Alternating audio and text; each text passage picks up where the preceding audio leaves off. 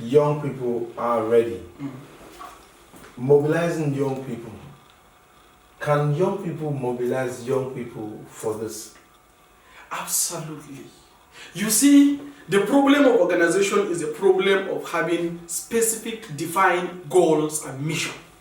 That is what brings people together. It's not really whether they are young or old, it's not really whether they are mature or this. Just check even in a classroom of young children. Once they have a specific goal they are pursuing, maybe the teacher has given them a given song, maybe within themselves they created a certain play group. You can see them all uniting to do this play very well, collectively, in uniform. Now, goals and mission is what keeps people together, not age. You understand what I mean? So once we have a defined mission, a focused, identified goal, this is what we need to do, all of us. And then we agree that this is what we need to do. We don't need even anybody to come and tie our legs and bring us to a table. We will come to that table.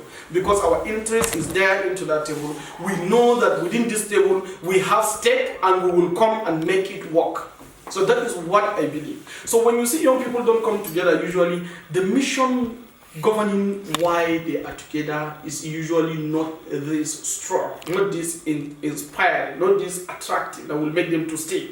But once you give them something that will make them to stay, they will come, they will stay.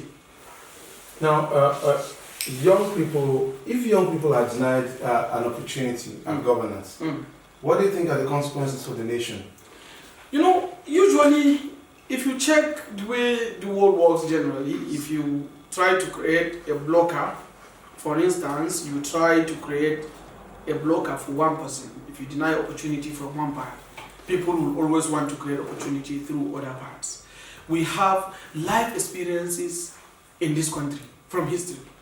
There was a time someone was denied an opportunity, maybe somehow, Mr. Ojukwu, and now he decided to say, I want to create my government. There was a time, just recently, some people feel like they are marginalized. And then they came up, they are trying to create a government. There was a time again, we have some people in the northeast. They now came up and formed a group and said that the whole thing called Nigeria is a sham. They want to kill anybody that say he doesn't support them. And then they started actively doing this. What is the consequences of this? Because people feel like they are completely disconnected from the system. And once you have a system where people are disconnected, especially the young mind, they find another way to exercise these things. Because we are created to move forward and we are created to take responsibility in the way we move forward in doing our things. So if you deny somebody the positive way of doing it, you automatically give him opportunity to do the negative way. Because once you block the right way, people try to struggle to open the wrong way. This is a natural force. This is a global norm. So this is why you see those agitations can rise up and they will have a lot of reasons to list out for their proponents to join them in carrying out whatever objective they are doing. This is the consequences of not allowing young people to participate in governance. So once you allow them to participate, you remove all those blockers because they are responsible for themselves. Who are they going to blame? They will blame themselves if they fail. So that is what I think. As somebody who wants to run for elected posts, yes. What are the challenges you have encountered in the run-up to this whole process? One of the first challenges I encountered was the fact that some people will be asking you, are you really sure? Are you really ready that you are going to contest for President of the Federal Republic of Nigeria in 2019? Are you really very sure? Simply because there is this mystification that we have for elective offices in Nigeria. We feel like that office is not governed by human beings, super, extra, mighty things that is actually making that office. Or not that it's actually people. The only thing they do is that they took risk. And then they put their head. And they got there. And then they are doing what they are doing. Whether rightly or wrongly, they are still doing what they are doing. What gives them opportunity to do what they are doing? If we think is wrong, then we give them that opportunity. Why? Because we refuse to come and say, we want to come and change the status quo. So that is what question I usually encounter, and I give them assurances, 100%, provided we're operating within the law. Provided we're operating within the law, we will be on the ballot, and we are contesting to win, and we will win this election. So when you give this confidence to people, you see them coming up. Oh, this is real. Then what do you have to offer? I put down some manifestos. This is what we need to do to fix this country. This is actually how we need to do. They ask a lot of questions about restructuring, about religious and tribal discrimination, about all those kind of things. When they see the answers is convincing, they say, wow, so we really can do this in this country, and then we're messing ourselves up. We need to come together. So these are the questions I usually encounter, and eventually most of them get convinced, eventually. Do you encounter gun terrorism as a challenge, and the resources that you need to run a campaign of this nature?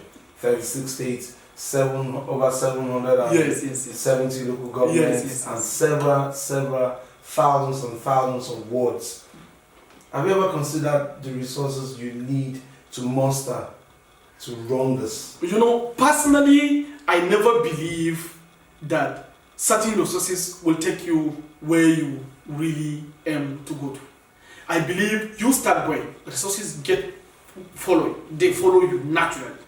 You will naturally attract resources that will push you to wherever you want to go, provided your conscience is clear and you are determined to make your society a better place. You are determined to make humanity the core of what you are doing. Then resources will naturally come, because I have a practical example in myself and my business. When I started my business, it was ground zero. Everybody said this business cannot work. In fact, my mom was practically insisting that I either go back to paid employment or a lot of issues. I have to remove my SIM, break it, and then keep pushing, and resources coming, and I now grow the business to where it is today. So I believe it will work. So we've done a lot of consideration around what you have said. And somebody asked me who is the godfather. I tell him I don't have a godfather. I think I have so many godfathers. I have godfathers and godmothers and godsisters and godbrothers and godsons and goddaughters, and all Nigerians. So provided you are in Nigeria, you are a God sponsor to this project. We are planning to do a lot of crowdfunding to make sure we campaign and win this election. And I have seen online that several people are willing, in fact, so many of them have started even clicking the donate page, although we are yet to integrate the payment platform. But so many people have even started clicking the donate page. People are eager to donate to get their country great. People are feeling that this country now is caged. Nigeria is not meant to be a security border the way we are seeing it. It was supposed to be a marketplace. People need to connect, to buy, to sell to each other. People need to grow. We need to explore. We're supposed to use oil as an add-on.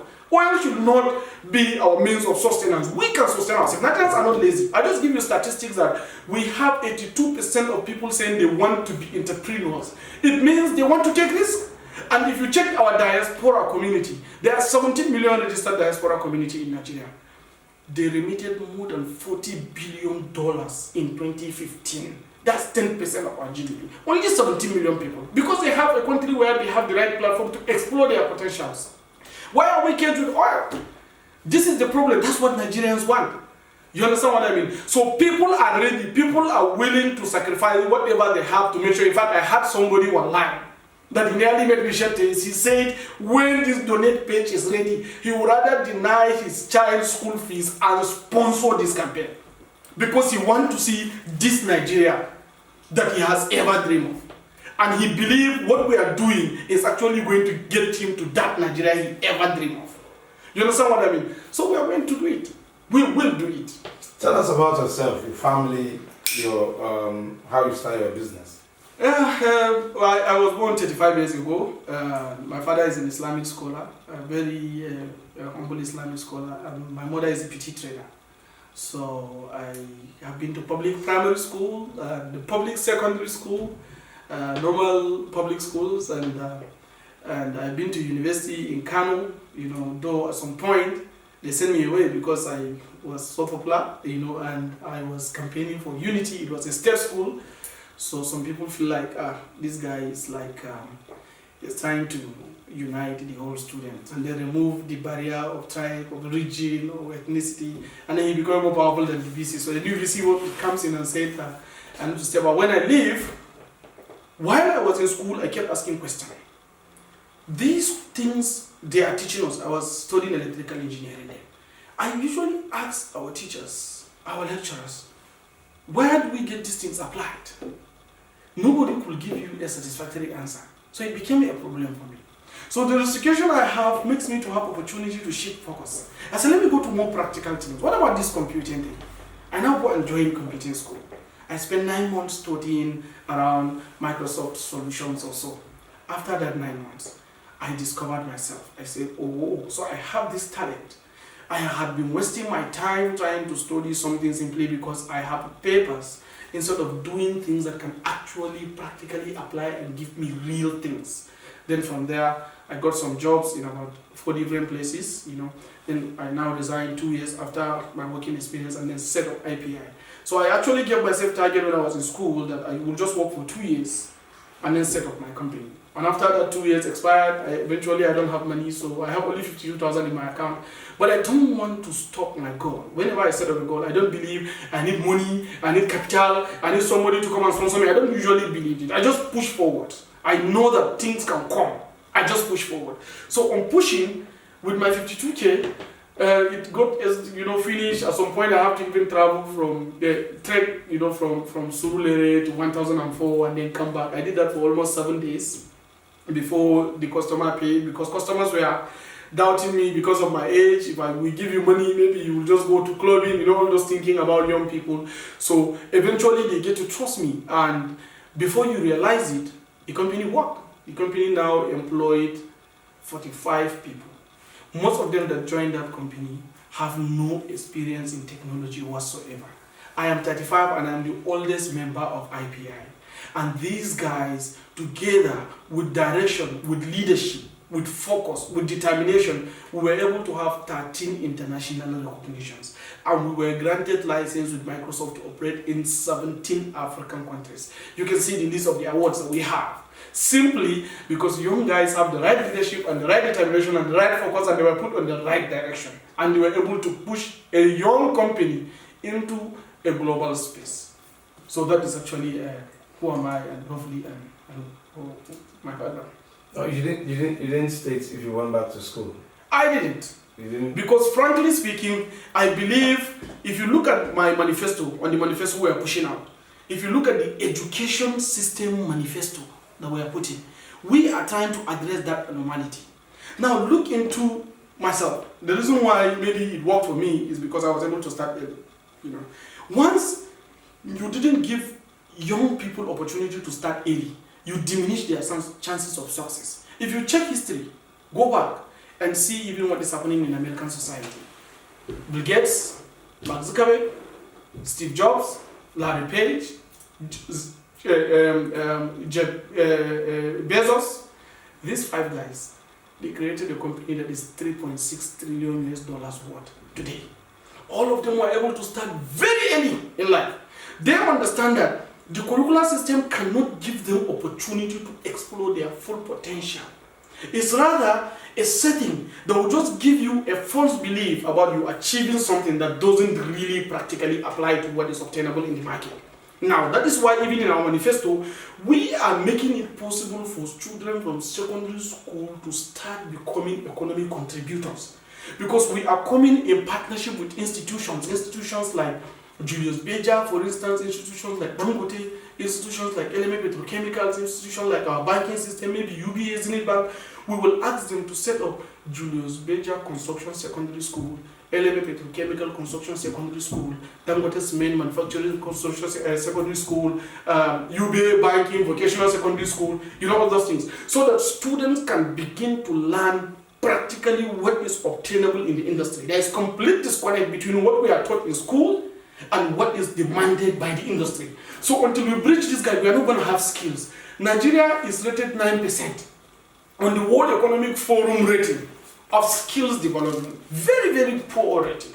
You understand? Now, if you look at countries like China, why are they where they are? Because they have up to 80% skills set. India is coming up very, very fast. India now is about 55%. And they are going up very fast. If you look at what India is going to be in the next 2050, India may overtake Chinese before the end of this century. Clearly, projected. Why? Because they get the curricular right. Now, because of this lack of skills, our companies resort to employing expatriates from outside the country. They don't have any fault because they don't have skills in our manpower. Though we graduate them annually, but we graduate them with papers. We don't graduate them with innovative skills that can really translate to economic value. That is why we need to change that. So I'm using myself as a template, and that's why on contesting this, I'm using myself completely as a template to show that with the right skills, Nigerians can get there. In one